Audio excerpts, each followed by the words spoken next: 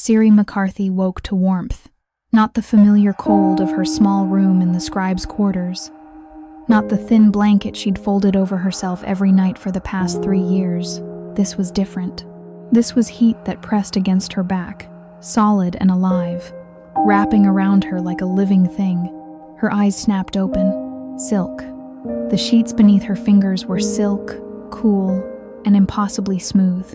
Above her, stone walls rose into shadow, carved with symbols she recognized from history texts. Royal sigils, pack markings that belonged to only one bloodline, the Richmond family. Her breath caught. The arm around her waist tightened, dragging her backward into a chest that rose and fell with steady, controlled breathing. The scent hit her then, flooding her senses until she couldn't think past it. Cedar and smoke, something wild and untamed underneath. Alpha. Pure, undeniable alpha. Panic clawed up her throat. She didn't belong here. She couldn't be here. She was Siri McCarthy, the girl who worked among the palace scribes, the orphan Mabel McCarthy had raised on the edges of the territory, the invisible one, the one people forgot in rooms full of louder voices. Yet here she was, in the Alpha King's bed. Her gaze dropped to her left hand, and the world tilted. A gold wedding band circled her ring finger, thick and ancient, etched with markings that seemed to pulse with faint light against her skin. Not decorative, not ceremonial. This was a mating bond, activated, complete. The man behind her stirred. Alpha King Josiah Richmond moved with the kind of control that spoke of decades of discipline. His breathing changed first, deepening for a single inhale before settling into awareness. His grip on her waist loosened fractionally, just enough to give her space without releasing her entirely. When he opened his eyes, Siri felt the weight of his gaze even though she couldn't see his face. "Don't move," he said quietly. His voice was low, rougher than she remembered from the handful of times she'd heard him speak in council meetings. Not a command, a warning, or maybe a request. Siri froze. Josiah sat up slowly, the bed shifting beneath his weight. She felt the absence of his warmth immediately, a cold that had nothing to do with temperature. He swung his legs over the side of the bed, his bare feet touching stone, and stood. He was fully dressed. Black shirt, dark pants, boots still laced. Everything except the formal jacket he usually wore in public. Siri looked down at herself and felt heat flood her face. She wore a white dress, simple and elegant, the kind reserved for mating ceremonies. The fabric was perfect, unwrinkled, untouched. "Do you remember?" Josiah asked, his back still to her. Siri opened her mouth, closed it. Her mind reached backward, grasping for the night before, but everything blurred at the edges. Fragments hovered just out of reach, too quick to catch, too vague to trust. "No," she whispered. Josiah turned then, and Siri saw his face for the first time since waking. He was beautiful in the way dangerous things were beautiful. Sharp jaw, dark eyes that missed nothing, black hair that fell just past his collar. Scars crossed his left temple and disappeared into his hairline, proof of battles she'd only heard about in whispers. He looked at her the way a predator looked at prey, assessing, calculating. But there was something else beneath it, something that looked almost like regret. "Neither do I," he admitted. The words hung in the air between them, heavy with implications neither of them could afford to ignore. Siri's chest tightened. She tried to take a deep breath and found resistance, a pressure that wrapped around her ribs and squeezed. The bond, she'd read about this. The physical connection between mates, the one that punished distance and rewarded proximity. She was bonded to the Alpha King, and neither of them remembered how it happened. "There's something else," Josiah said, watching her too closely. "Try to stand." Siri slid off the bed, her bare feet touching cold stone. She took one step, two. The pressure in her chest increased, a warning that built with each inch of distance. By the fourth step, her pulse stuttered, her vision swimming at the edges. Josiah moved forward and the pain vanished. "It's complete," he said flatly, "fully activated." Whoever performed this ceremony knew exactly what they were doing. Siri wrapped her arms around herself. suddenly aware of how exposed she felt despite being fully clothed.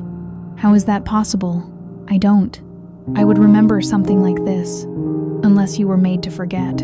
The words sent ice down her spine. Before Siri could respond, footsteps echoed in the corridor outside, multiple sets, moving with purpose. Josiah's expression hardened, his posture shifting into something commanding and utterly controlled. "They know we're awake," he said. The door opened without warning. Gerald Richmond entered first, his silver hair perfectly styled, his ceremonial robes marking him as former regent and current chief advisor.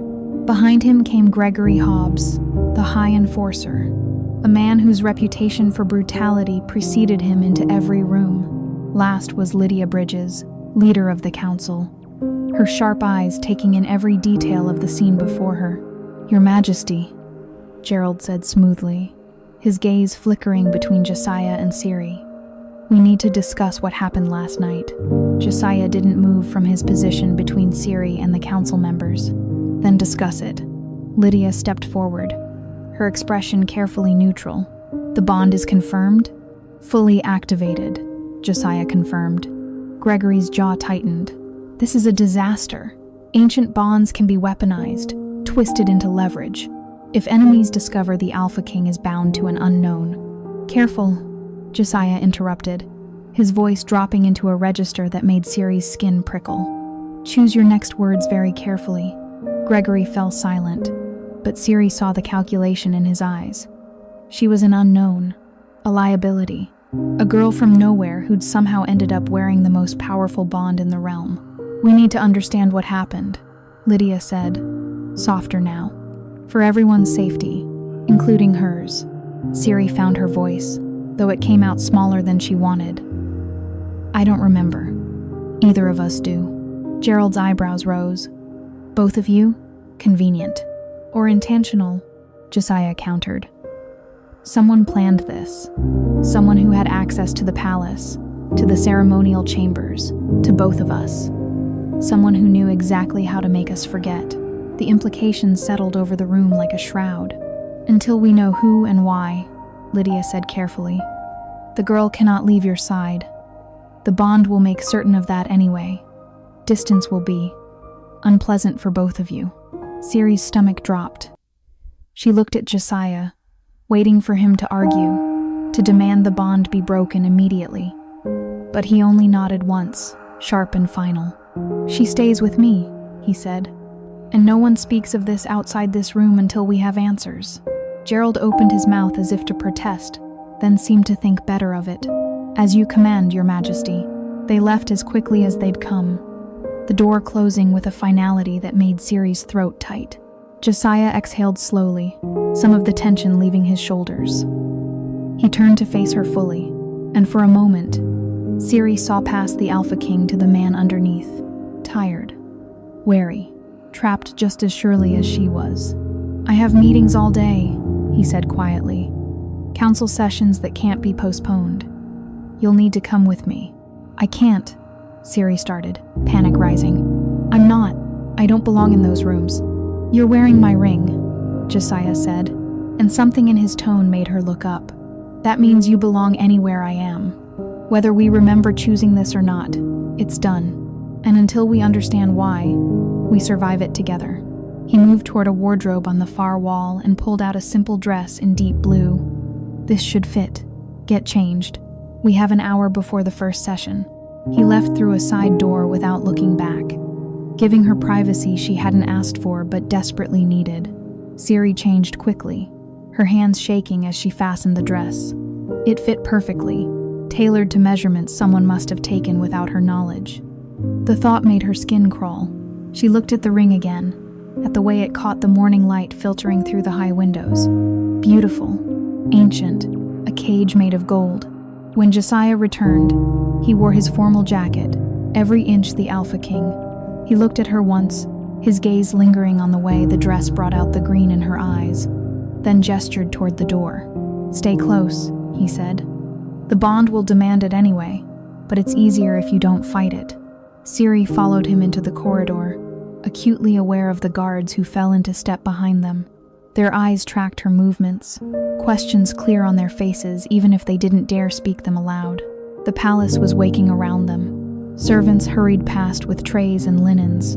Courtiers whispered behind marble pillars, their gazes following Ciri with open curiosity. She'd walked these halls 100 times before, always invisible, always overlooked. Now everyone saw her. The first council meeting was torture. Ciri sat in a chair beside Josiah's throne, feeling the weight of every stare, every unspoken question. Gerald spoke about grain shipments and territory disputes. Lydia discussed trade agreements with neighboring pacts. Gregory reported on border security. Ciri understood perhaps half of what they said. The other half was coded language and political maneuvering she'd never been trained to navigate. But she noticed something else. When Gerald spoke about the Eastern territories, claiming resources were being distributed fairly, Ciri's skin warmed.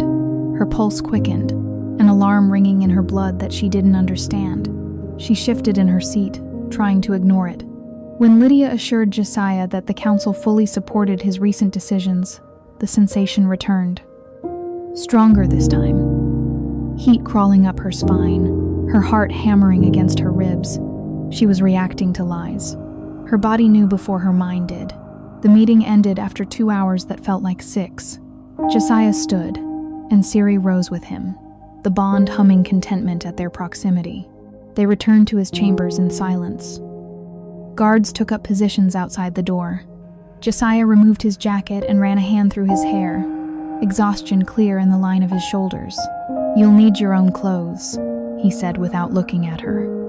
"I'll have someone bring them from your quarters." "Thank you," Ciri managed. He nodded once, then moved to the window overlooking the training grounds below. "The bed is large enough for both of us. I'll stay on my side. You have my word." Heat flooded Ciri's face. She hadn't thought that far ahead, hadn't let herself imagine what nightfall would bring. "I trust you," she said, and was surprised to find it was true. Josiah glanced at her over his shoulder, something unreadable in his dark eyes. "You shouldn't. You don't know me.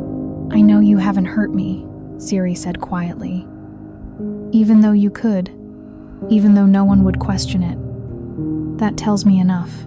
Silence stretched between them, thick with things neither dared to say. When night fell, they prepared for bed with the careful distance of strangers forced into intimacy. Josiah changed in the bathing chamber. Ciri used the main room. They climbed into bed from opposite sides, the space between them feeling simultaneously vast and impossibly small. Josiah lay on top of the sheets, fully dressed except for his boots. A deliberate choice, a line he wouldn't cross. Ciri curled on her side, facing away from him, hyper-aware of every sound he made. The rustle of fabric when he shifted, the controlled rhythm of his breathing, the heat radiating from his body despite the layers between them. The bond purred its approval at their closeness, a sensation that felt like warm honey spreading through her veins. Ciri closed her eyes and tried not to think about the man lying inches away, the man who was her husband in every way that mattered. The man she couldn't remember choosing but who'd given her every reason to believe he'd protect her anyway. Sleep claimed her slowly, dragging her down into dreams filled with moonlight and whispered promises she couldn't quite hear. "Hey, quick question, how are you feeling right now? Thank you so much for being here. It really means the world to me." If this story of the girl who woke up in the Alpha King's bed with a wedding ring she doesn't remember choosing, and the bond that transformed from survival into the love worth fighting for, is gripping your heart, please hit that subscribe button for Ariel Romance Library, smash the like, and drop a comment telling me where you're watching from. It helps more than you know. Alright, thank you. Now let's get back to what happens when two people forced together by conspiracy discover that some choices are worth making twice. Morning came too quickly. Ciri woke to find Josiah already gone, his side of the bed cold. A note rested on his pillow, written in sharp, precise handwriting. "Emergency council meeting. Stay in the chambers. I'll return soon." She sat up slowly, the bond immediately protesting the distance, even though Josiah was likely only floors away. The pressure built in her chest, uncomfortable but bearable. For now, a knock sounded at the door. "Come in," Siri called, her voice rough from sleep. A young woman entered, carrying an armful of Siri's clothes. She was pretty, with honey-colored hair and kind eyes that widened when she saw Siri sitting in the Alpha King's bed. "Your Highness," she said, dropping into a curtsy.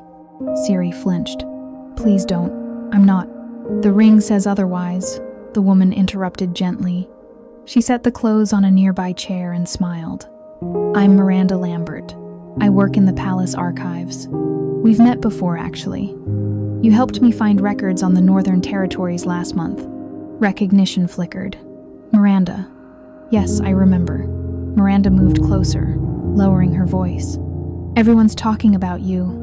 The mysterious girl who married the Alpha King overnight. Some are saying you're a spy. Others claim you're a long-lost heir. The truth is probably more interesting than any of their theories." "The truth is, I don't remember," Siri admitted. "Either of us do." Miranda's expression shifted, concern replacing curiosity. "That's not normal. Mating ceremonies are sacred. The participants have to consent willingly. If your memories were taken, then someone violated the most fundamental law of our kind," Siri finished. "I know."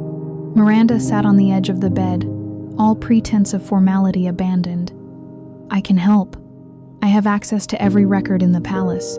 Mating ceremonies require witnesses, official documentation, ceremonial approvals. If something was altered or falsified, I might be able to find it."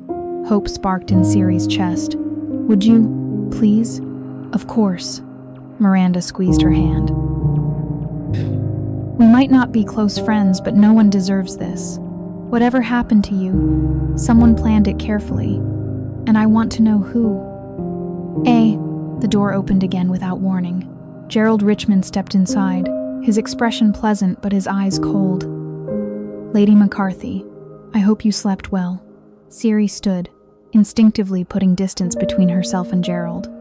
Miranda rose too, placing herself slightly in front of Siri. "The Alpha King left instructions that his mate was not to be disturbed," Miranda said firmly. Gerald's smile didn't reach his eyes. "I'm hardly a disturbance. I'm family, and I'd like a private word with the girl who's managed to accomplish what dozens of carefully selected candidates could not." "I didn't accomplish anything," Siri said, keeping her voice steady. "I woke up married to a man I barely know. If you're suggesting I planned this—" "I'm suggesting nothing," Gerald interrupted smoothly, "merely expressing curiosity about how an orphan scribe ended up in the most powerful position in the realm." The words were carefully chosen, polite on the surface, poisonous underneath. Siri's skin warmed. Her pulse quickened. He was lying, not about her being an orphan or a scribe, but about his intentions, about his curiosity. Something darker lurked beneath his pleasant expression. "The Alpha King will return soon," Miranda said, her tone brooking no argument. "Perhaps you could continue this conversation then?" Gerald studied them both for a long moment, then nodded. "Of course. I look forward to getting to know you better, Lady McCarthy. I'm certain we have much to discuss." He left, and Siri released a breath she didn't realize she'd been holding. "He's dangerous," Miranda said quietly. "Gerald ruled as regent for 5 years before Josiah came of age. Some say he never truly let go of that power." Siri touched the ring on her finger, feeling its warmth. "Do you think he's involved?" "I think anyone with that much ambition is capable of anything." Miranda moved toward the door. "Let me start searching the records. The sooner we understand what happened, the safer you'll be." She left with a promise to return before sunset. Siri spent the morning alone, the bond growing increasingly agitated as hours passed without Josiah's return. By midday, her chest ached with every breath. Her hands trembled. The invisible cord between them pulled tight, demanding reunion. When the door finally opened, relief flooded through her so intensely she swayed. Josiah entered with Gregory Hobbs at his side, both men's expressions grim. Josiah's gaze found Siri immediately, and she saw tension leave his shoulders as the bond settled. "We need to talk," Josiah said. Gregory closed the door behind them, his massive frame blocking the exit. "The council has concerns. Legitimate ones. Then voice them, Josiah said, moving to pour himself water from a crystal pitcher. He drank deeply, his throat working, before turning back to face them. Gregory didn't waste time. Ancient bonds can be manipulated. If an enemy discovered how to activate one without proper consent, they could use it to control you, force you into decisions that benefit them through their influence over your mate. Ciri's stomach turned. You think someone bonded us to control the Alpha King? It's a possibility we cannot ignore, Gregory said, not unkindly. You must understand, we don't know you. Your background is murky. Your connection to Mabel McCarthy is your only verified history. And even that raises questions. Mabel raised me, Ciri said, anger sharpening her voice. She took in an orphan no one else wanted and gave me a life. She taught me to read, to work, to survive. What questions does that raise? The question of why, Gregory replied. Mabel McCarthy was a recluse. She hadn't taken in anyone in decades. Then suddenly she appears with a child she claims to have found abandoned. No records, no family history, just you. The implications hit Ciri like a physical blow. You think I'm planted? Some kind of sleeper agent raised from childhood for this exact purpose? I think, Gregory said carefully, that we need to consider every possibility. Josiah set down his glass with enough force to crack the wood beneath it. Enough. Ciri is not the enemy here. Whoever orchestrated this bond, whoever stole our memories, they're the threat, not her. How can you be certain? Gregory challenged. You don't remember choosing her. You don't know what she might have done or said to. Because I can feel the bond, Josiah said, his voice dropping into a growl that made the air vibrate. I know what forced bonds feel like. This isn't one. Whatever happened, we consented. Both of us. I'd stake my life on it. Gregory's expression softened fractionally. Your certainty is noted. But the council will demand proof. They'll want to know her lineage, her connections, her potential motives. And they'll want those answers quickly. Then they can ask me directly instead of treating me like I'm not standing right here, Ciri said, lifting her chin. Gregory actually smiled at that, a brief flash of approval. Fair enough. He looked at Josiah. The full council convenes tomorrow. She'll need to be present, be prepared for difficult questions. He left, and silence filled the room. Josiah scrubbed a hand over his face, exhaustion bleeding through his controlled exterior. This is worse than I thought. They think I'm manipulating you, Ciri said flatly. They think someone is manipulating both of us. Josiah moved to the window, staring out at the courtyard below. Gregory's not wrong to be cautious. Ancient bonds have been weaponized before. During the territory wars, enemies would force bonds on their captives, then use the connection to extract information or influence decisions. But you said this wasn't forced. It wasn't, Josiah said with absolute conviction. But proving that to a council already suspicious of anything they can't control will be nearly impossible. Ciri joined him at the window, maintaining enough distance to avoid crowding him, but close enough that the bond hummed contentment. Below, guards trained in precise formations, their movements perfectly synchronized. Can I ask you something? She said quietly. Josiah glanced at her. Yes. Why are you defending me? You don't know me either. For all you know, Gregory's right. Maybe I am some kind of plant, some carefully constructed trap. Are you? No. Then that's all I need to know. Ciri studied his profile, the sharp line of his jaw, the scars that marked him as a survivor. You're either the most trusting person I've ever met, or the most reckless. Neither, Josiah said, a hint of dark humor in his voice. I'm a man who trusts his instincts, and every instinct I have says you're as much a victim in this as I am. Your instincts could be wrong. They could be, he agreed.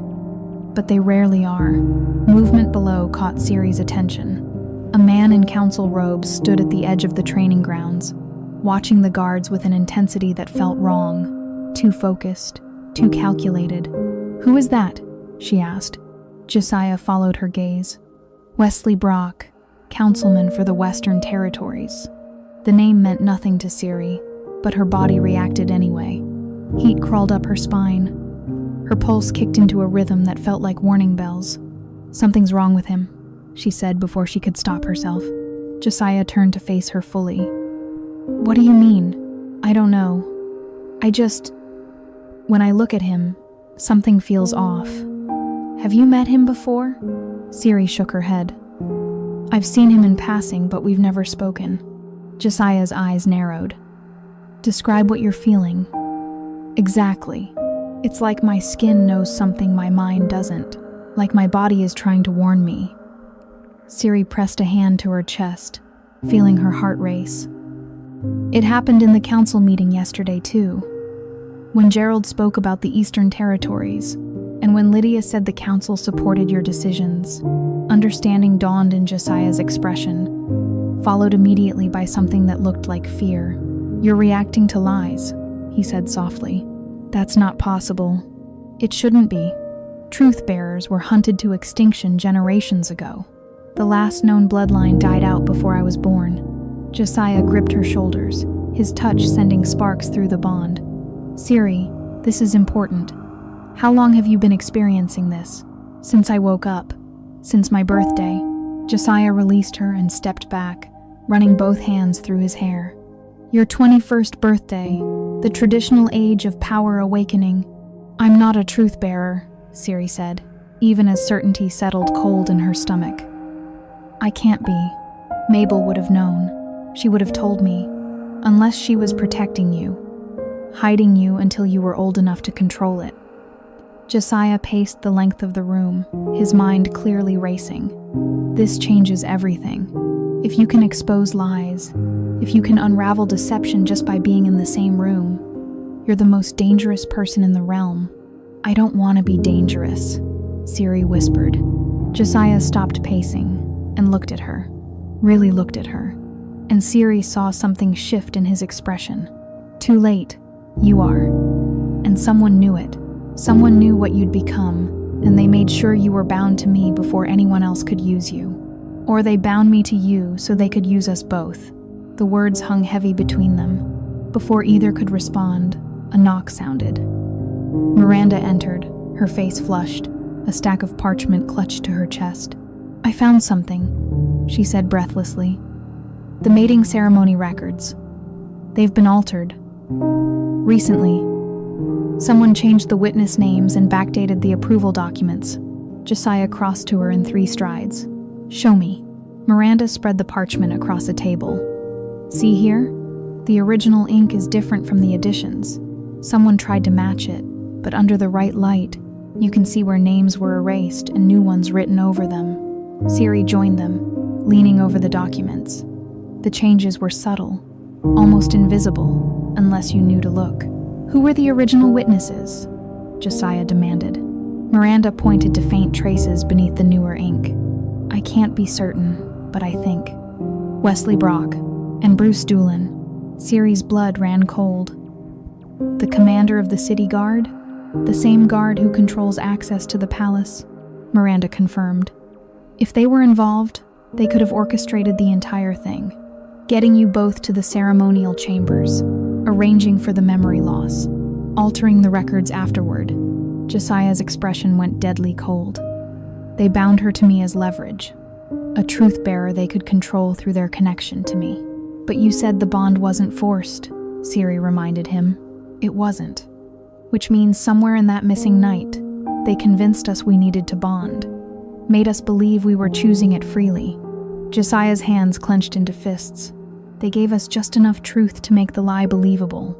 Miranda gathered the documents carefully. "I'll keep searching. There might be more evidence hidden in the archives." After she left, Siri sank onto the bed, her legs suddenly unable to hold her. "What do we do now?" Josiah knelt in front of her, bringing them eye to eye. "We play their game. Let them think they've won. Let them believe we're still in the dark about the truth. While doing what? While you learn to control your gift. While we gather evidence. While we figure out exactly how deep this conspiracy goes." He took her hand, his thumb brushing over the ring. "And we stay close. The bond is the one thing they can't fake or manipulate.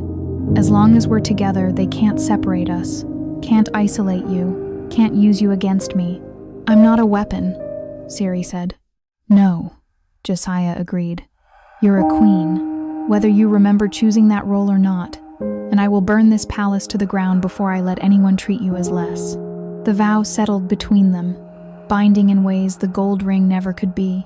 Night fell again, and they prepared for bed with slightly less awkwardness than before. Josiah changed in the bathing chamber. Ciri used the main room. But when they climbed into bed, something had shifted. Josiah still lay on top of the sheets, still kept his distance. But Ciri felt the weight of his gaze when he thought she wasn't looking. Felt the way the bond purred its approval at their proximity. She faced away from him, listening to his breathing slow, and wondered what the missing night held. What they'd said to each other. What had been important enough to choose this bond despite the danger. Sleep came easier this time, dragging her down into dreams of moonlight and a voice that promised protection, a voice she was starting to recognize as her own. The council chamber was suffocating. Ciri sat in the same chair as before, beside Josiah's throne, acutely aware of every eye tracking her movements. The council members arranged themselves in a semicircle, their expressions ranging from curiosity to barely concealed hostility. Gerald Richmond spoke first, his tone carefully measured. Lady McCarthy, we appreciate you attending today's session. I'm certain you understand the unusual circumstances of your marriage have raised concerns. Ciri kept her hands folded in her lap, fighting the urge to fidget. I understand. Excellent. Gerald smiled, but it didn't reach his eyes. Then you won't mind answering a few questions about your background. For the record, Josiah's jaw tightened, but he remained silent. They'd discussed this. Ciri needed to face the council directly, prove she had nothing to hide. Even if that wasn't entirely true anymore. I'll answer what I can, Ciri said. Lydia Bridges leaned forward, her sharp gaze assessing. Tell us about Mabel McCarthy. How did you come to be in her care? She found me, Ciri said simply. I was 3 years old, abandoned at the edge of the territory. Mabel took me in, raised me as her own. She taught me to read and write, trained me to work as a scribe. How convenient, Wesley Brock said from his position near the back. No family records, no documented history before the age of 3, just a conveniently blank slate. Ciri's skin warmed, her pulse quickened. He was lying. Not about her history being undocumented. That part was true. But about something else. Something in his tone, his choice of words. She fought to keep her expression neutral. I can't change the circumstances of my birth. I can only tell you what I know. And what of your education? Bruce Doolin asked, his scarred face unreadable. Working as a palace scribe requires significant training. Who sponsored your position? Mabel had connections from her time serving in the archives. She vouched for me. Ciri met his gaze directly. I earned my place through competence, not manipulation. Bruce's expression flickered. Approval? Respect? It was gone too quickly to identify. Your competence isn't in question, Gerald said smoothly. Your timing is. You've worked in the palace for 3 years without incident. Then suddenly, on your 21st birthday, you end up bonded to the Alpha King. Surely you can see why we find that suspicious. I find it suspicious too, Ciri said honestly. I wish I could tell you how it happened. I wish I remembered, but I don't. Neither does the Alpha King. If you're looking for a conspiracy, look for the people who stole our memories, not the victims they left behind. Gregory Hobbs stirred from his position near the door. Strong words from someone in your position. My position? Ciri felt anger spark, hot and bright. You mean bound to a man I barely know, suspected of crimes I didn't commit, interrogated by a council that's already decided I'm guilty? That position? Silence fell. Josiah's hand moved to the armrest, his fingers drumming once. A warning or approval, Ciri couldn't tell. Lydia's lips curved in what might have been a smile. You have spirit. I'll grant you that. Spirit won't prove innocence, Gerald said. We need facts, documentation. Proof that you are who you claim to be. Then investigate me, Siri challenged. Search every record. Question everyone who's ever known me. You'll find nothing because there's nothing to find. I'm exactly what I appear to be.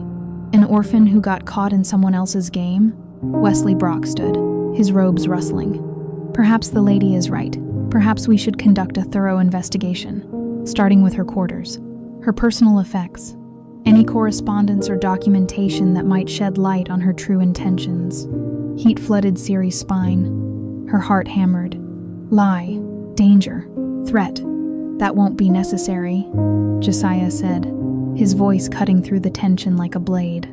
My mate's quarters are now my quarters, and I don't grant permission for searches without cause. Refusing investigation could be seen as protective, Gerald pointed out, or suspicious.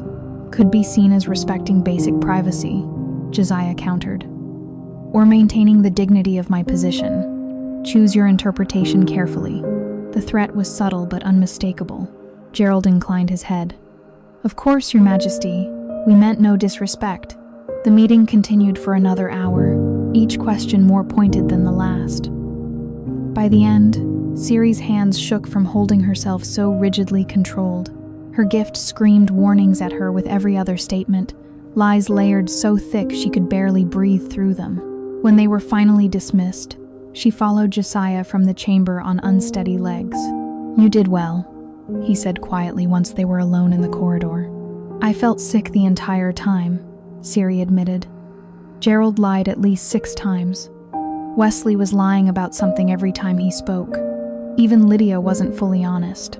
Josiah guided her around a corner, into a small alcove away from prying eyes.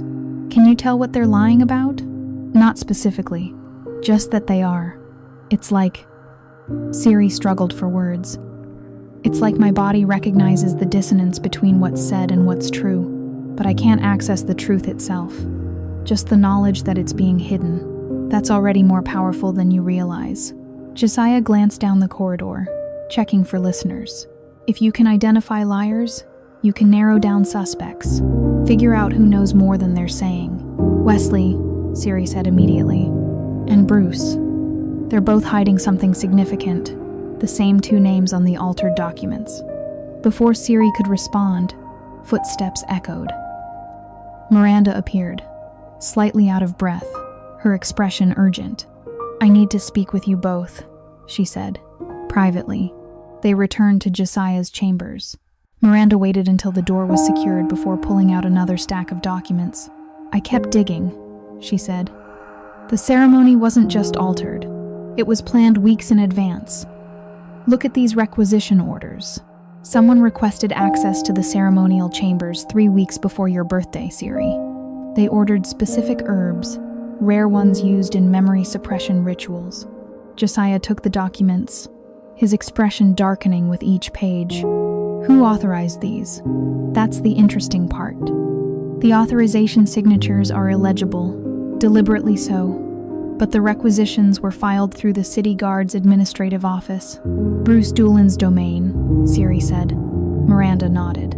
And the herbs were sourced from the Western Territories, Wesley Brock's jurisdiction. They've been planning this for weeks, Josiah said flatly. Possibly longer. This wasn't opportunistic. It was calculated. But why? Siri asked. What do they gain by bonding us? Control, Miranda said. If Siri is a truth-bearer, she becomes the perfect tool. They can use her gift through her connection to you, Josiah, force you to make decisions based on information she provides. Information they could manipulate or withhold. Except they didn't count on us figuring it out, Josiah said. Or on Siri's gift being strong enough to detect their lies. Miranda hesitated. There's something else. I found records of Mabel McCarthy's service in the archives. She didn't just work here. She was the head archivist for the Truth Bearers before the purges. Siri's world tilted. What? Truth Bearers had their own archive, their own historical records. Mabel oversaw it all. When the purges began, she went into hiding. The records say she died, but obviously, Miranda gestured at Siri. She didn't. She was protecting me, Siri whispered. All those years, she was hiding me from people who would have killed me if they knew what I was. And someone found out anyway, Josiah said grimly. Someone discovered what you'd become and decided to use you before you could become a threat to them. A knock sounded at the door. Josiah's hand went to the blade at his hip, but it was only a palace servant with their evening meal. They ate in tense silence, each lost in their own thoughts. Miranda left shortly after, promising to continue her research. When night fell, Siri stood at the window, watching stars emerge in the darkening sky. Behind her, she heard Josiah preparing for bed, the familiar sounds of fabric and water. "I'm scared," she said quietly. Josiah appeared beside her, close enough that the bond hummed but not touching. "Of what? Of what I am. Of what they want to use me for." Siri turned to face him. "Of losing control of my own life entirely." "You won't," Josiah said with absolute certainty. "I won't let that happen." "You can't promise that. Watch me." The vow hung between them, weighted with sincerity. Siri searched his face, looking for doubt or deception. She found neither. "Why do you care?" she asked. "You didn't choose this bond any more than I did. You could demand it be broken. Free yourself from this mess." "I could," Josiah agreed. "But I won't." "Why?" He was quiet for a long moment, his dark eyes searching hers. "Because somewhere in that missing night, we made a choice. We looked at danger and decided to face it together. I don't need to remember the words we spoke to honor the decision we made. You're trusting a ghost of a conversation you can't even recall. I'm trusting my instincts, and they've kept me alive this long." Josiah lifted his hand, hovering near her face but not quite touching. "I'm also trusting you, even though you're scared, even though you don't know your own power yet. I see who you are beneath the fear, Siri, and that person is worth protecting." Siri's breath caught. She lifted her own hand, her fingers brushing his wrist. The bond flared, warmth spreading through her veins. "I don't know how to be what everyone needs me to be," she admitted. "Then be what you are, nothing more, nothing less." Josiah's hand finally settled against her cheek, warm and solid. "The rest will follow." For a moment, they stood frozen, the space between them charged with possibility. Josiah's thumb brushed her cheekbone, feather light, and Siri felt her pulse race for reasons that had nothing to do with fear. Then he stepped back, breaking contact. "We should sleep," he said, his voice rougher than before. "Tomorrow will be difficult." Siri nodded, not trusting her voice. They climbed into bed from opposite sides. Josiah lay on top of the sheets as always, maintaining the invisible line between them. But Siri felt the weight of his gaze long after the lights were extinguished. She fell asleep thinking about the way his hand had felt against her skin, the way the bond had sung at his touch, the way she'd wanted him not to pull away. Siri woke to moonlight and the ghost of a memory. A balcony, stone beneath her palms, the scent of night-blooming jasmine mixing with cedar and smoke. Josiah's voice, low and urgent, speaking words she couldn't quite catch, her own voice responding. "If we don't do this, they'll..." The memory fragmented, slipping away like water through her fingers. Siri sat up carefully, trying not to disturb Josiah. But his eyes were already open, reflecting silver in the moonlight streaming through the windows. "You remember something," he said. "Not a question, part of something. A balcony." "We were talking." Josiah sat up slowly, his attention fully focused on her. "What were we saying?" "I don't know. It's just fragments." Siri pressed her fingers to her temples. "You were worried about something. The council, maybe? And I..." She trailed off, the memory hovering just out of reach.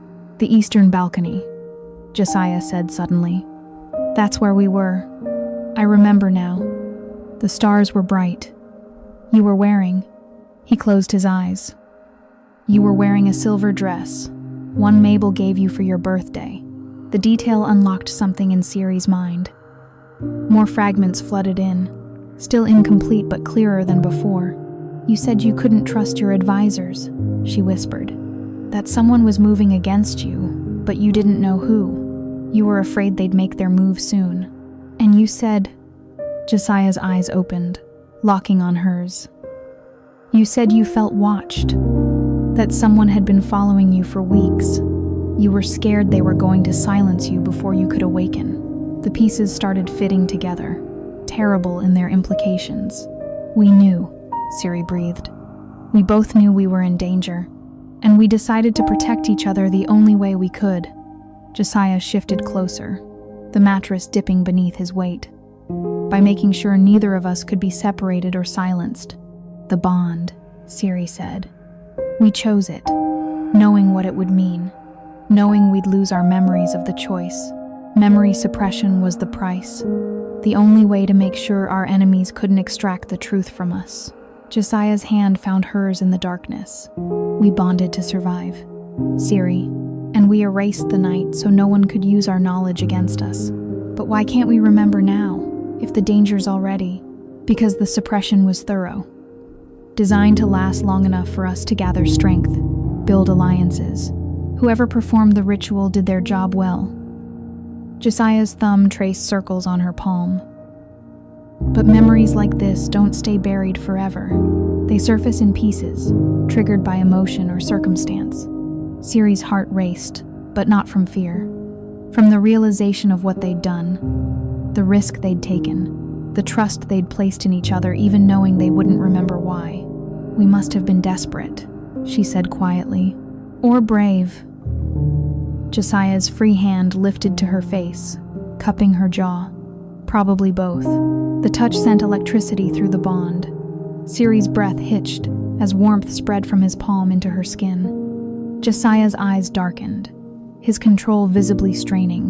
This is dangerous, he said, but he didn't pull away. More dangerous than what we've already done? Different kind of danger. His thumb brushed her lower lip. The bond responds to emotional intimacy, physical contact. If we what? Siri challenged, surprising herself with her boldness. Give in to something we clearly wanted enough to bind ourselves together permanently? You don't remember wanting it, Josiah said, but his voice had dropped to a growl. That night is still missing. I won't take advantage. You're not. Siri placed her hand over his, holding it against her face. I'm choosing this now, fully aware, fully present. Siri, we chose each other once already, she interrupted. Maybe not the way we planned, maybe not with all the memories intact, but we chose this bond, knowing the cost. Doesn't that tell you something? Josiah's control fractured. His other hand slid into her hair, tilting her head back. It tells me we were either very wise or very foolish. Which do you think? I think, he said slowly, his face inches from hers, that I don't care anymore. He kissed her, not gently, not tentatively, like a man who'd been holding back for days and finally reached his limit. His mouth claimed hers with hunger that stole her breath, demanding response. Siri gave it. She kissed him back with equal desperation, her hands fisting in his shirt, pulling him closer. The bond erupted between them, pleasure cascading through their connection until she couldn't tell where her desire ended and his began. Josiah groaned against her mouth, the sound vibrating through her chest. His hands moved to her waist, fingers spreading wide, burning through the thin fabric of her nightgown. We should stop, he said against her lips, even as he pulled her closer. Probably, Siri agreed, then kissed him again. They didn't stop. Josiah lowered her back onto the bed, following her down, his weight settling over her in a way that felt inevitable. Right. His mouth moved to her neck, finding the spot where her pulse raced, and Siri arched into him with a gasp. The bond sang between them, every touch magnified, every sensation shared. Siri felt Josiah's hunger as clearly as her own, his restraint fracturing with each kiss, each caress. His hand slid up her ribs, thumb brushing the underside of her breast through fabric. Siri's fingers dug into his shoulders, encouraging, demanding. Josiah lifted his head, his breathing ragged, his eyes nearly black with desire. If we do this, stop talking, Siri commanded, pulling him back down. He smiled against her mouth. Yes, Your Majesty. They moved together with the kind of synchronicity that spoke of deeper connection. The bond guided them, anticipating needs before they were voiced. Josiah touched her like he'd memorized her body in another lifetime. And maybe he had. Maybe that missing night had been more than just a ceremony and an oath. Clothes disappeared piece by piece. Kisses grew deeper, more desperate. Josiah's control held by a thread, every movement deliberate despite the hunger in his eyes. "Tell me if you want to stop," he said against her collarbone. "Anytime, for any reason." "I won't," Siri promised, her nails raking down his back. His answering growl sent shivers through her. They came together slowly, Josiah's restraint holding even now, giving her time to adjust, to accept. The bond flared white-hot between them, pleasure mixing with connection until Siri lost track of where she ended and he began. They moved as one, rhythm building, tension coiling tighter with each motion. Josiah's mouth found hers again, swallowing her gasps, sharing his own. The bond amplified everything, turning pleasure into something transcendent. When Siri shattered, Josiah followed immediately, the bond ensuring they reached that peak together. Pleasure crashed over them in waves, stealing breath, stopping thought, leaving only sensation and connection. Afterward, they lay tangled together, hearts racing, bodies slick with sweat. Josiah rolled to his side, taking her with him, keeping their connection intact. "That was," Siri started, then lost the words. "Inevitable," Josiah finished. He brushed damp hair from her face, his touch gentle now. "We were always going to end up here. Because of the bond, because of us." He kissed her forehead. The bond just made it. More. Siri snuggled closer, feeling safe in a way she'd never experienced before. "Protected, cherished, chosen. Do you think we did this before?" she asked quietly. "That night? I don't know," Josiah admitted. "But I hope we did. I hope that night we had this too. Even if we can't remember it, maybe we will. Eventually. Maybe." His arms tightened around her. "But even if we don't, we have this now. This moment, this choice." Siri tilted her head back to look at him. "No regrets?" "None." He kissed her again, softer this time. "You? Only that we wasted 2 days sleeping on opposite sides of the bed." Josiah laughed, the sound rumbling through his chest into hers. "We'll make up for lost time." They fell asleep wrapped around each other, the bond humming contentment between them. For the first time since waking in the Alpha King's bed, Siri felt like she belonged there. Not because magic demanded it, because she chose it. She woke hours later to sunlight and the sound of urgent knocking. Josiah was already moving, pulling on pants, his expression shifting from peaceful to alert in seconds. Siri grabbed a robe, her heart pounding. "What is it?" Josiah called. Gregory Hobbs's voice came through the door, sharp with urgency. "Your Majesty, we have a situation. The council is convening immediately. There's been an attempt on Lady McCarthy's life." The council chamber was chaos. Siri entered with Josiah's hand firm on her lower back, his presence a shield against the fear threatening to choke her. Council members shouted over each other. Guards stood at rigid attention. And in the center of it all, a man knelt in chains. Bruce Doolin, the commander of the city guard, had his hands bound behind him, his scarred face expressionless despite the accusations flying around him.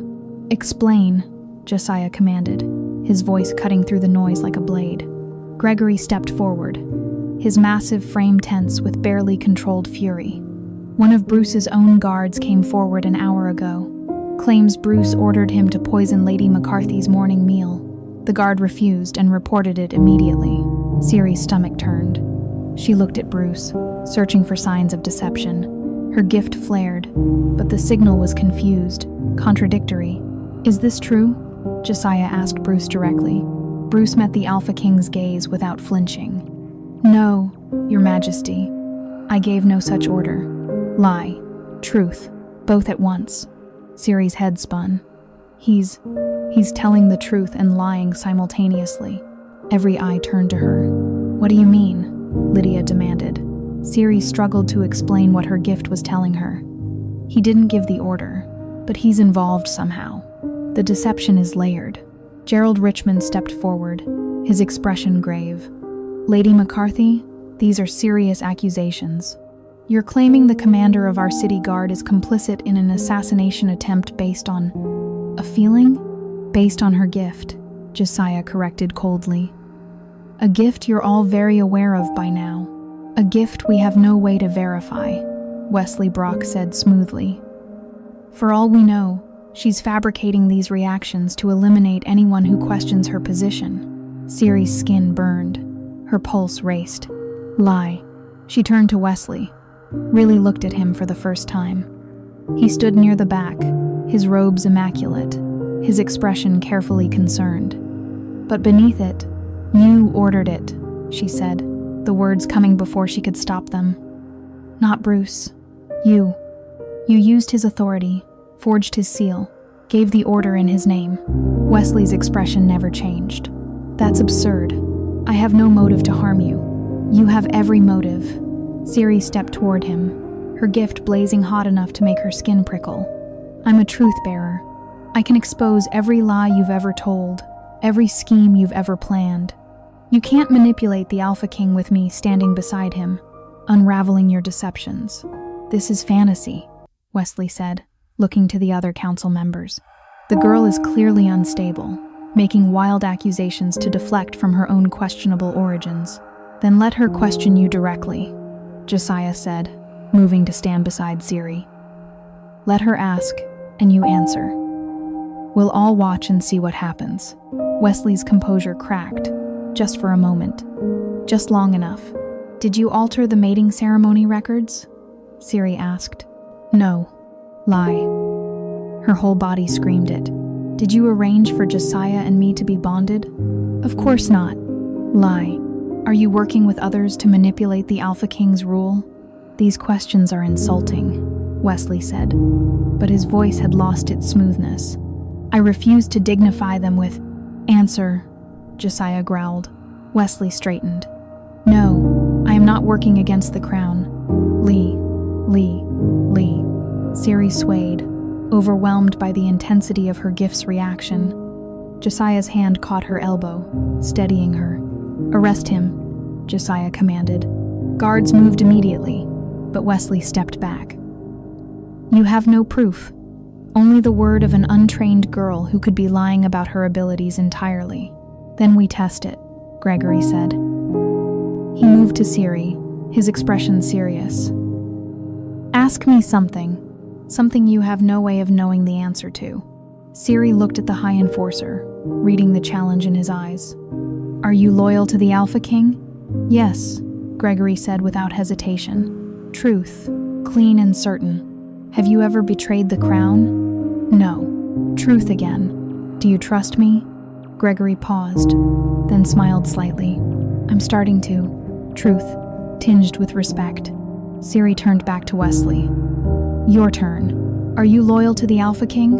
Wesley's jaw clenched. "Yes." Every cell in Siri's body screamed deception. "He's lying," she said flatly. The guards seized Wesley before he could retreat further. He struggled, his composure shattering entirely. "This is illegal," he shouted. "You can't arrest a council member on the word of a truth-bearer," Lydia Bridges finished. She stood, her expression grave. "I've read the histories, seen the documentation. If Lady McCarthy is indeed what she claims, her gift is infallible. Lies cannot hide from her. Then let her prove it," Wesley spat. "Let her answer questions herself. Let's see if her gift works both ways." "It doesn't." Miranda's voice rang out from the doorway. She entered carrying more documents, her face flushed. "Truth-bearers can only detect deception in others, not prevent their own. But that doesn't matter because I have proof."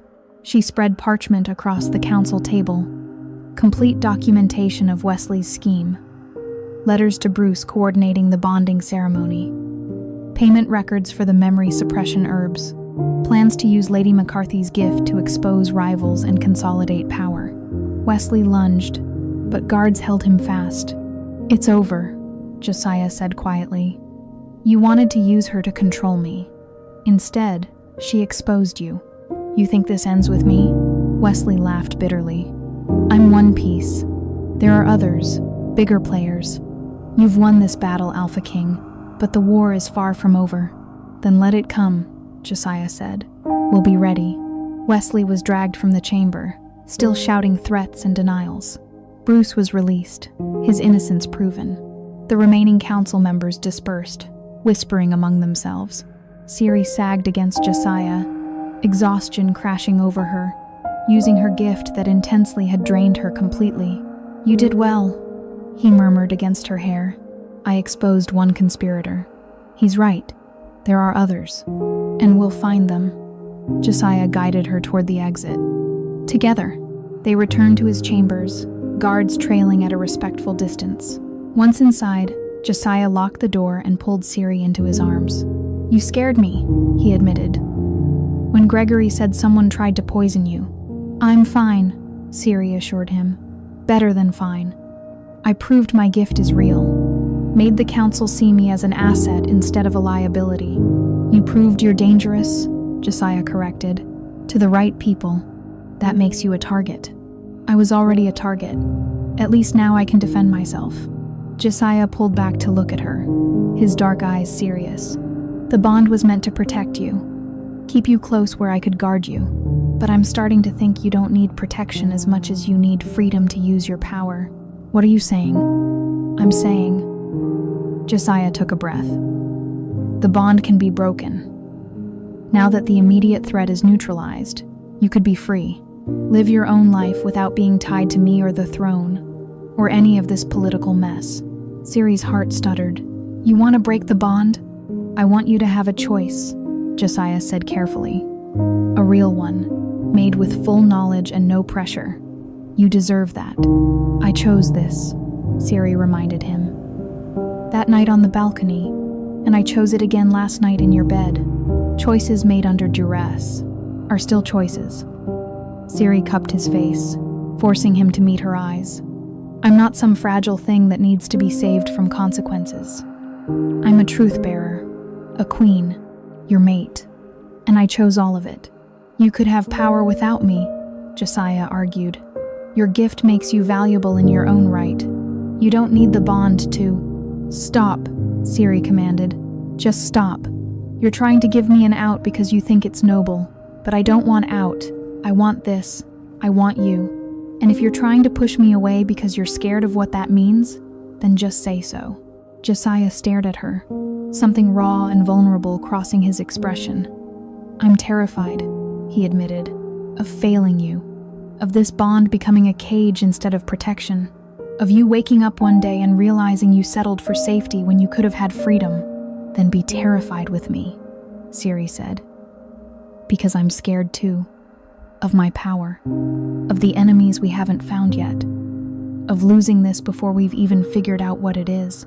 But I'd rather face all of that with you than run from it alone." Josiah kissed her, desperate and relieved and grateful all at once. When he pulled back, his forehead rested against hers. "The council will formally offer dissolution tomorrow," he said quietly. "It's protocol after a forced bonding is discovered. You'll have to refuse publicly if you want to keep the bond intact." "Then I'll refuse," Ciri said simply. "They'll question why. Demand explanations. I'll tell them the truth, that I choose you, that I choose this. Let them make of it what they will." Josiah smiled, real and warm. "You're going to be a terrifying queen." "Good," Ciri said. "We need one." They spent the rest of the day preparing for the formal council session. Miranda helped Ciri choose her dress, a deep emerald that made her eyes brilliant. Josiah wore his full ceremonial regalia, every inch the Alpha King. When they entered the council chamber together that evening, the room fell silent. Gerald Richmond stood at the center, parchment in hand. "Lady McCarthy, the council has convened to offer you freedom from your bond. Given the evidence of manipulation and coercion, we recognize this marriage as invalid. You may dissolve it without penalty or stigma." Every eye fixed on Ciri. She looked at the parchment Gerald held, looked at the council members watching her with various degrees of hope. suspicion, and curiosity, looked at Josiah standing tall and perfect beside her, his expression carefully neutral, even though she could feel his tension through the bond. "I refuse," Ciri said clearly. Murmurs rippled through the chamber. "You refuse," Gerald repeated. "You understand what you're declining?" "Freedom, autonomy, a return to your previous life." "I understand perfectly," Ciri said, "and I refuse. This bond was chosen, not forced. The Alpha King and I made this decision together, knowing the risks. That the circumstances were dangerous doesn't make the choice less valid. You could have everything without being bound to the throne," Lydia pointed out. "Your gift makes you valuable. You don't need this marriage." "I don't need it," Ciri agreed. "I want it. There's a difference." Josiah's hand found hers, his fingers lacing through hers in full view of the council. "Then it's settled," Gregory said, and Ciri heard approval in his voice. "The bond stands. Lady McCarthy remains the Alpha King's mate and future queen." Gerald looked like he wanted to argue, but Lydia placed a hand on his arm, silencing him. "Very well," Gerald said stiffly. "Then we move to the matter of coronation. Lady McCarthy cannot rule without being formally recognized." "Schedule it," Josiah said. "1 week from today. Give the realm time to prepare." 1 week, Gerald agreed. "And Lady McCarthy, you should know, being queen is not the same as being a mate. There will be expectations, responsibilities, scrutiny. I look forward to it," Ciri said, and meant it. The council session ended. They returned to Josiah's chambers, their chambers now, and collapsed onto the bed together. 1 week, Josiah said, pulling her close. "Think you can learn to be a queen in 1 week? I learned to be a truth-bearer in 3 days, Ciri pointed out. "How much harder can royalty be?" Josiah laughed, the sound rich and warm. "You have no idea." "Then teach me," Ciri said, tilting her head up to kiss him. "We have a week. Let's make it count." They did. The week before coronation passed in a blur of lessons, ceremonies, and stolen moments. Ciri learned protocol from Lydia, who proved surprisingly patient despite her initial skepticism. She studied history with Miranda, absorbing centuries of tradition in days. She trained with Gregory, learning to identify threats and protect herself when Josiah couldn't be at her side. And at night, she fell into bed with her mate, their connection deepening with each passing day. 4 days before the coronation, Ciri woke to find Josiah already dressed, standing at the window overlooking the city below. "Can't sleep?" she asked. He glanced back, his expression troubled. "Just thinking." Ciri wrapped a robe around herself and joined him. The city sprawled beneath them, lights twinkling in the pre-dawn darkness. "About what?" "About the fact that I still don't remember that night," Josiah admitted. "The night we bonded. I have fragments, pieces, but the full truth is still buried." "Does it matter?" Ciri asked. "We know enough. We chose each other. We survived the conspiracy. We're building something real now. It matters because someone took those memories from us," Josiah said. "And I want to know why.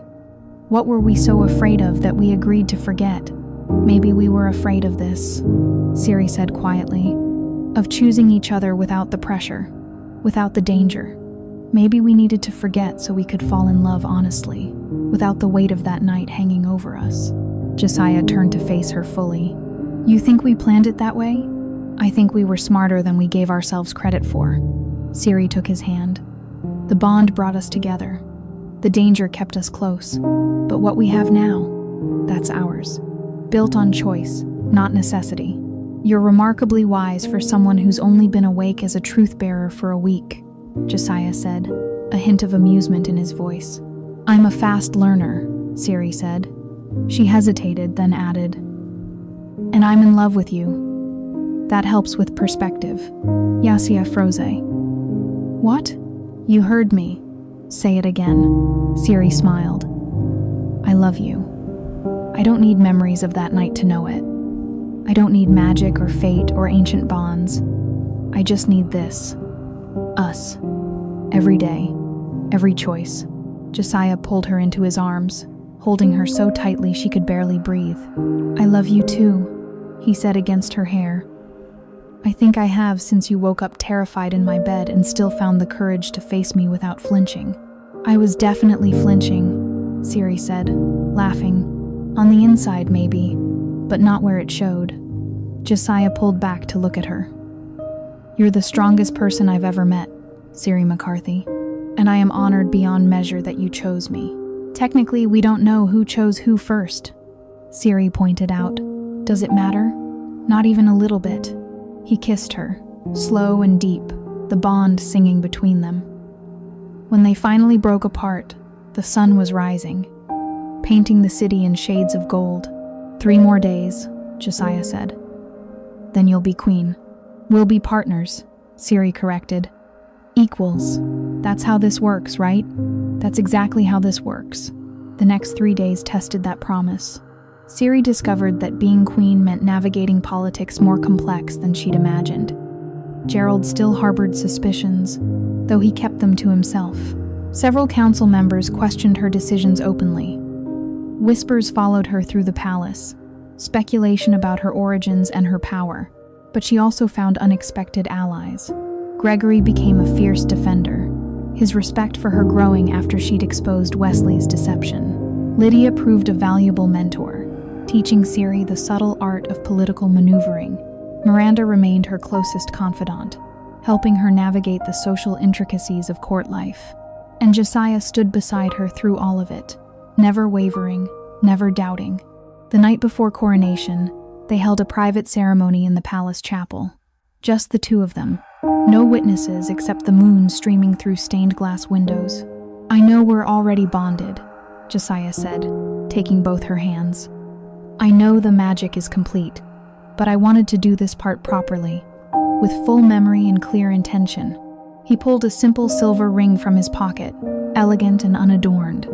"Siri McCarthy, will you marry me? Not because fate demands it, not because enemies forced us together, but because I love you and want to spend my life as your partner." Siri's vision blurred with tears. "Yes, 1,000 times yes." He slid the ring onto her finger, joining the gold band already there. 2 rings, 2 choices, past and present intertwined. "I have something for you too," Siri said. She reached into her own pocket and pulled out a braided leather cord, worked through with silver thread. "Mabel made this. Before she died, she told me to give it to someone I trusted with my whole heart." She tied it around Josiah's wrist, her fingers lingering on his pulse point. "I trust you, with everything I am and everything I'll become." Josiah pulled her close, and they stood together in the quiet chapel, 2 people who'd been thrown together by conspiracy and had chosen to stay by love. "Tomorrow changes everything," Siri said softly. "Tomorrow changes nothing," Josiah corrected. "We're already partners, already committed. The coronation just makes it official." "I'm still nervous." "Good. Means you understand the responsibility." He kissed her forehead. "But you won't face it alone. Never alone." They returned to their chambers and made love slowly, reverently, taking their time despite knowing dawn would come too soon. The bond wrapped around them, no longer a chain but a comfort, a choice they remade with every touch, every kiss, every whispered promise.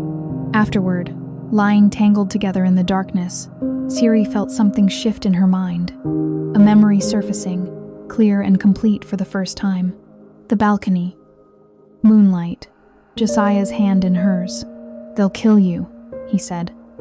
"The moment your power awakens, they'll see you as a threat, and they'll use me against you," Siri replied. "Force you to make decisions based on false information I provide. We're both in danger. Unless we're bonded, unless we're protected by the most ancient magic in existence. We'd have to forget," Siri said, "to keep them from extracting the truth, from using our knowledge against us." "I know," Josiah cupped her face, "but it's a price I'm willing to pay, to keep you safe, to give us time to find the real conspirators." "What if we forget this too?" Siri asked, fear creeping into her voice. "This moment, this choice, what if we wake up and don't remember why we trust each other? Then we'll build new trust, Josiah said with absolute certainty. We'll fall in love again if we have to, but we'll do it together. And when the danger passes, when we're strong enough to face our enemies, we'll remember, the magic ensures it. Bonds reveal themselves when the time is right. Siri looked into his dark eyes and saw her own determination reflected back. Okay, let's do this. Let's choose each other, even if we can't remember choosing. I love you, Josiah said. I want you to know that. Even if I forget tomorrow, even if it takes weeks to remember, I love you. This bond isn't just strategy, it's truth. I love you too, Siri whispered. And I choose you. Today, tomorrow, every day we have left. They kissed beneath the stars, sealing their choice before the ritual began. Siri gasped, the memory settling into place like the final piece of a puzzle. I remember, she breathed. Beside her, Josiah stirred. What? That night, the balcony. We were in love already, before the bond, before everything. Josiah sat up, his eyes wide. We were? You told me you loved me. I told you I loved you. We chose the bond knowing we'd forget. But we did it anyway because we trusted that we'd find our way back. And we did, Josiah said, wonder in his voice. We fell in love twice, once by choice, once by necessity, and now. Siri smiled. Now we get to keep choosing, every single day. Josiah pulled her into his arms, and they held each other as the final pieces of their stolen night fell into place. The fear, the love, the desperate hope that forgetting wouldn't erase what mattered most. It hadn't. They'd found their way back to each other, not because magic demanded it, but because love, real love, couldn't be erased by any ritual. Morning came with trumpets and ceremony. Siri dressed in white and gold, her hair braided with silver thread, both rings gleaming on her finger. Josiah wore black and silver, his ceremonial crown already in place. They walked to the throne room together, and this time when the doors opened, Siri didn't hesitate. The council stood in formation. Citizens filled the gallery above, their faces curious and hopeful. Guards lined the walls at attention. Lydia Bridges stepped forward with the Queen's crown, elegant and ancient, wrought from silver and moonstone. Siri McCarthy, she said formally, do you accept the responsibilities of the crown? Do you vow to serve this realm with truth, wisdom, and courage? I do, Siri said clearly. Do you accept the burden of leadership, the weight of judgment, the duty of protection? I do. Then by the power vested in me by the council and the people, I crown you queen. The crown settled on Siri's head, heavier than she expected but not unbearable. Never unbearable. The room erupted in applause. Josiah took her hand, raising it high. You're queen, he called out. Chosen by fate and confirmed by choice. More applause, cheering. The sound filled the throne room until it felt like the walls might shake. Siri looked out at the faces watching her, some suspicious, some hopeful, some simply curious about the girl who'd appeared from nowhere and claimed the highest seat in the realm. She met their gazes one by one, letting them see her truth, her strength, her determination to earn the crown she wore. When the formal ceremony ended, citizens lined up to be presented. Siri greeted each one, using her gift to sense truth and deception, already beginning the work of identifying allies and threats. Hours later, exhausted and exhilarated, they returned to their chambers. Siri removed the crown carefully, setting it aside. Josiah helped her with the formal dress, his fingers gentle on the complicated fastenings. How does it feel? He asked. Being queen? Terrifying, Siri admitted. Overwhelming. Right. All at once? All at once. She turned to face him. But I'm not doing it alone. That makes it bearable. Josiah pulled her close, and they stood together in the quiet room, king and queen, mates and partners, two people who'd been forced together and had chosen to stay. What happens now? Siri asked. Now we rule, Josiah said simply. We find the remaining conspirators. We strengthen the realm. We build the future we want instead of the one forced on us. Together, Siri said. always together. They kissed, the bond humming contentment between them, and Ciri felt certainty settle deep in her bones. This was right. This was chosen. This was love. And no conspiracy, no enemy, no force in the realm could take that from them. 3 months into her reign, Ciri McCarthy stood on the same balcony where everything had begun. The city spread below her, thriving under the changes she and Josiah had implemented. Corruption rooted out, trade routes secured. Citizens who'd once whispered about the mysterious queen now spoke her name with respect. It hadn't been easy. The remaining conspirators had fought back, launching attacks both political and physical. But each time, Ciri's gift exposed their lies. Each time, she and Josiah stood firm.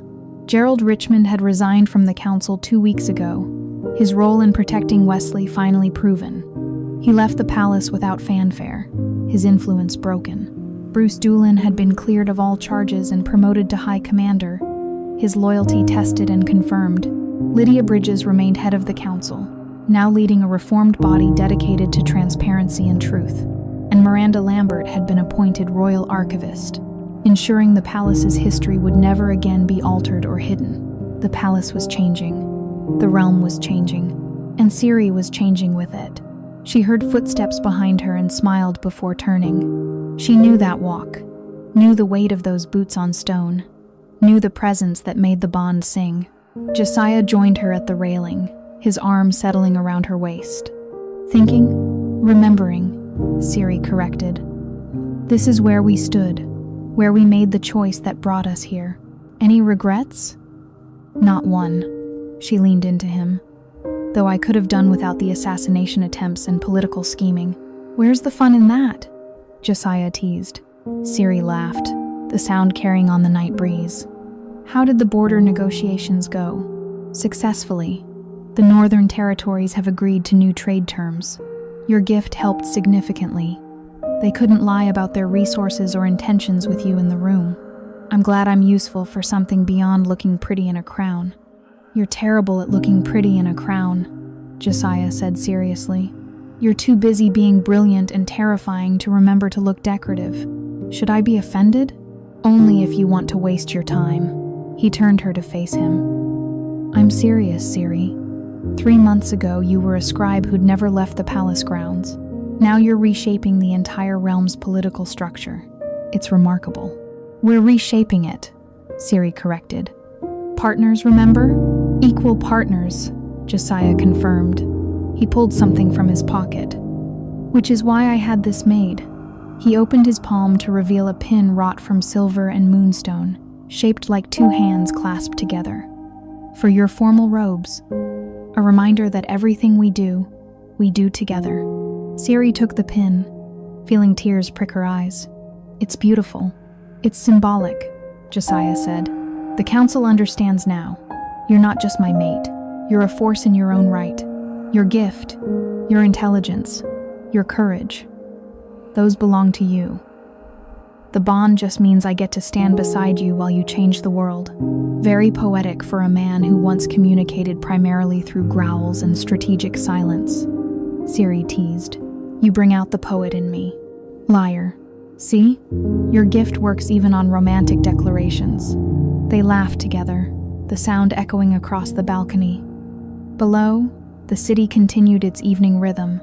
Unaware of the 2 people above who'd fought so hard to protect it, a knock sounded from inside. Miranda poked her head out, her expression apologetic. Sorry to interrupt, but there's someone here to see you both. She says it's urgent. Ciri and Josiah exchanged glances, then followed Miranda inside. A woman waited in the private receiving room, elderly and weathered, her clothes marking her as someone who'd traveled far. When she looked up, Ciri felt recognition flash despite never seeing her before. Lady McCarthy, the woman said, her voice rough with emotion. Or should I say, Your Majesty, I'm Pearl Finch. I served with Mabel McCarthy in the Truth-Bearer archives, before the purges. Ciri's heart raced. You knew Mabel? I knew her well, and I knew your mother. Pearl reached into her bag and pulled out a leather-bound journal. Mabel sent this to me before she died, with instructions to deliver it to you when you were crowned. She said you'd need answers that only your family's history could provide. Siri took the journal with shaking hands. The leather was worn but cared for, the pages inside filled with elegant handwriting. My mother? Leona Turlo, the last living truth-bearer before you. She died protecting you when you were 3, hiding you from those who would have killed you to prevent your power from awakening. Pearl's eyes glistened. Mabel found you in the aftermath, took you in, raised you as her own. She spent 18 years keeping you safe, teaching you to be invisible so you'd survive. Why didn't she tell me? Siri whispered. Because knowing made you a target. As long as you believed you were nobody, you were safe. But once your power awakened, Pearl gestured to the journal. It's all in there. Your mother's notes on controlling the gift, her research on truth-bearer lineage, Mabel's observations of your childhood, watching for signs of your heritage. Josiah's hand found Siri's shoulder, grounding her. Thank you for bringing this, he said to Pearl. It means more than you know. Pearl nodded. I'll leave you to read it. But know this, your mother would be proud of what you've become. Both of you. The bonded truth-bearer and the alpha king who trusted her enough to change everything. She left as quietly as she'd come. Siri stood frozen, the journal heavy in her hands. I have family history. Real history. You want to read it alone? Josiah asked gently. No. Siri turned to him. I want to read it with you. Whatever's in here, it's part of us now. Our past, our future. We face it together. They settled onto the sofa. Siri tucked against Josiah's side and began to read. The journal revealed everything. Leona Turlo had been brilliant, powerful, hunted. She documented her gift in meticulous detail, noting how it manifested, how to control it, how to use it without being overwhelmed. She'd written about her love for Siri's father, a man who died defending them both. She'd recorded her fear when the purges began, her desperate attempts to hide. Her final entry, dated 3 days before her death, was addressed to Siri directly. My dearest daughter, if you're reading this, you've survived. You've awakened. You've become everything I hoped you would be. Know that your gift is not a curse. It is a responsibility. Use it to protect truth, to expose deception, to build a world where lies cannot hide. Trust your instincts. Trust your heart. And if you're fortunate enough to find someone who sees you, truly sees you, gift and all, hold on to them. Power is nothing without someone to share it with. I love you. I will always love you. And I am so proud of the woman you will become. Your mother, Leona. Siri closed the journal, tears streaming down her face. Josiah held her while she cried, offering comfort without words. When the tears finally stopped, Siri wiped her eyes and looked up at him. She knew. My mother knew I'd find you. Find this. She knew you'd survive, Josiah said. That's what mothers do. They hope, they sacrifice, they protect. Mabel did the same, gave up everything to keep me safe. And now you honor them both by being exactly who they hoped you'd be. Josiah kissed her forehead. A queen, a truth bearer, a force that changes the world, a woman who loves her mate, Siri added. Don't forget that part. Never, Josiah promised. They sat together in comfortable silence, processing the revelations. Outside, the moon rose higher, painting the room in silver light. What happens now? Siri finally asked. Now we keep building, Josiah said. Keep changing. Keep fighting for truth and justice and all the things your mother and Mabel died protecting. Sounds exhausting. Probably will be. Worth it, though, Siri said, and she meant it. The next morning, Siri addressed the full court for the first time since coronation.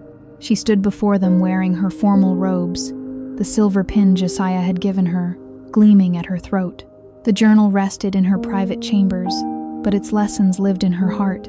I have news, she began, her voice carrying through the throne room. About my heritage, about who I am and where I came from. Silence fell, every eye fixed on her. I am Siri McCarthy, daughter of Leona Turlo, the last truth-bearer born before the purges. raised in hiding by Mabel McCarthy, who died protecting my secret. I stand before you today, not as an accident of fate, but as the continuation of a bloodline that was nearly destroyed. Murmurs rippled through the crowd. My gift is real. My power is absolute when it comes to detecting lies, and I will use it to serve this realm with the same dedication my mother showed, the same courage Mabel demonstrated, the same honor the Alpha King has taught me. She looked at Josiah, who watched her with pride clear on his face. Some of you still doubt me, still question whether I deserve this crown. That's your right, but know this, I will prove myself every day, through action, not words, through truth, not deception, and I will build a reign worthy of the women who sacrificed everything so I could stand here. She let the words settle, then added, "Questions?" A young courtier raised his hand tentatively. "Your Majesty, if you can detect any lie, doesn't that make you dangerous? To everyone?" Siri smiled. "Yes, absolutely. I'm dangerous to anyone who builds their power on deception. Anyone who manipulates through lies. Anyone who thinks they can hide corruption behind pleasant words." She let that sink in, then continued. "But to those who operate in good faith, who speak truth even when it's difficult, who serve this realm honestly, I'm the best ally you could hope for. So choose which side you want to be on. The choice is yours." The courtier sat down, looking thoughtful. No one else raised objections. The formal session ended, and Siri joined Josiah on the dais. He took her hand, raising it high. "Your queen," he said simply, "chosen by fate, confirmed by courage, bound by love." The court erupted in applause, louder than before, more genuine. Siri looked out at them and saw the shift. Not everyone was convinced. Not everyone trusted her.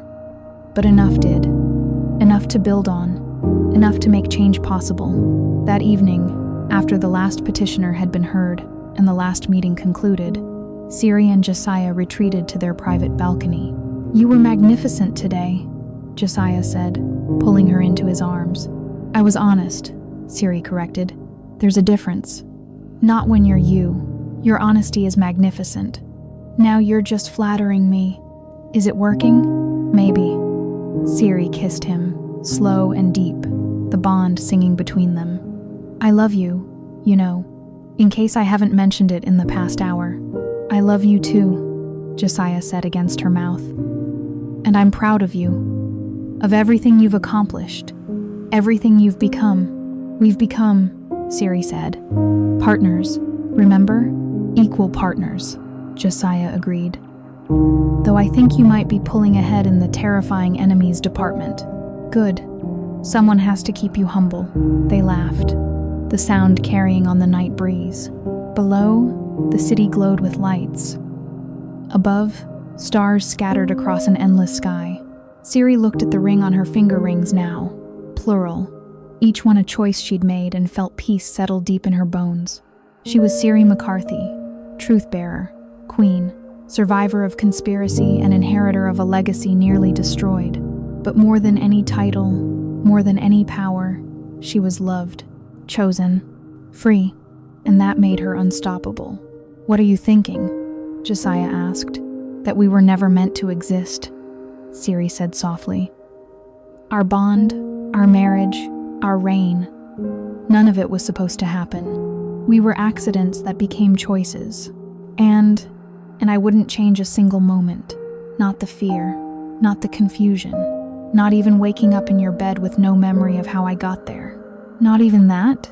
Josiah teased. "Especially not that," Siri said seriously.